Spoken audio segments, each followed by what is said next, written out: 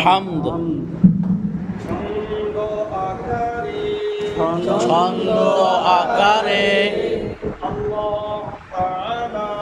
আল্লাহ তাআলা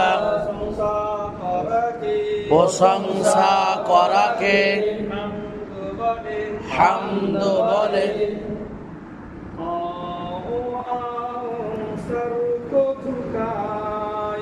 आओ आओ सर को झुकाए खुदा की हमद के गाए, गीत खुदा की हमद गाए। जिसने इस दुनिया को बनाया, जिसने इस दुनिया को बनाया,